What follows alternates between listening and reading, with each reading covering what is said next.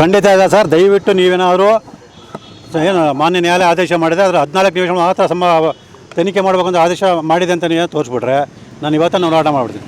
ನನ್ನ ಅರ್ಜಿಗೆ ಸಂಬಂಧಪಟ್ಟಾಗೆ ತನಿಖೆ ಮಾಡಿ ಅಂತ ಹೇಳಿದೆ ಹೊರತು ಕೇವಲ ಸಿದ್ದರಾಮಯ್ಯ ಸಂಬಂಧಪಟ್ಟ ತನಿಖೆ ಮಾಡೋಂತ ಎಲ್ಲೂ ಹೇಳಿಲ್ಲ. ನನ್ನ ಖಾಸಗಿ ದೂರರ್ಜಿಯ 52ನೇ ಖಂಡಿಕೆಯಲ್ಲಿ ಸ್ಪಷ್ಟವಾಗಿ ನಾನು ಮನವಿ ಮಾಡ್ಕೊಂಡಿದ್ದೀನಿ. ಈ ಒಂದು ಉದಾಹರಣೆಗೆ ಇದೇ ರೀತಿ 5,000 ಕೋಟಿ ರೂಪಾಯಿಂದ ಹೆಚ್ಚಿನ ಅಕ್ರಮ ಹಣ ವ್ಯವಹಾರ ನಡೆದಿದೆ. ಇದೆಲ್ಲದರ ಬಗ್ಗೆ ಸಮಗ್ರ ತನಿಖೆ ನಡೀಬೇಕಂತ ನಾನು ತಿಳಿಸಿದ್ದೀನಿ. ಅದೇ ಪ್ರಕಾರ ನನ್ನ ದೂರರ್ಜಿಯಲ್ಲಿರೋಂತಹ ಅಂಶಗಳಿಗೆ ತನಿಖೆ ಮಾಡಿ ಅಂತೇಳಿ ಮಾನ್ಯ ನ್ಯಾಯಾಲಯ ಆದೇಶ ಮಾಡಿದೆ ಹೊರತು ಕೇವಲ ಸಿದ್ದರಾಮಯ್ಯ 14 ನಿಮಿಷ ಮಾತ್ರ ತನಿಖೆ ಮಾಡಿ ಅಂತ ಎಲ್ಲೂ ಹೇಳಿಲ್ಲ.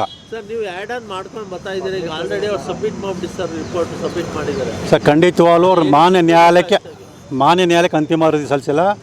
ಮಾನ್ಯ ನ್ಯಾಯಾಲಯಕ್ಕೆ ಅಂತಿಮ ವರದಿ ಸಲ್ಲಿಸೋರ್ಗೂ ಕೂಡ ಅವ್ರಿಗೆ ಅವಕಾಶ ಇದೆ. ಮತ್ತು ಅಂತಿಮ ವರದಿ ಸಲ್ಲಿಸಿದ ನಂತರನೂ ಕೂಡ ಹೆಚ್ಚುವರಿ ದೋಷಾರೋಪಣ ಸಲ್ಲಿಸೋದಕ್ಕೂ ಕೂಡ ಅವ್ರಿಗೆ ಅವಕಾಶ ಇದೆ. ಹಾಗಾಗಿ ಮಾನ್ಯ ನ್ಯಾಯಾಲಯ ತೀರ್ಪು ಕೊಡೋರು ಕೂಡ ತನಿಖೆಯನ್ನು ಮುಂದುವರ್ಸ್ಕೊಂಡು ಹೋಗೋದಕ್ಕೆ ಅಂತಿಮ ವರದಿಗಳನ್ನು ಸಲ್ಲಿಸೋದಕ್ಕೆ ತನಿಖಾಧಿಕಾರಿಗೆ ಅವಕಾಶ ಇದೆ. ಒಂದೇ ಸಲ ಅವರು ಅಂತಿಮ ವರದಿ ಸಲ್ಲಿಸಿದ ತಕ್ಷಣ ಮುಗಿದೋಯ್ತು ಅಂತೇಳಿ ಅಲ್ಲ.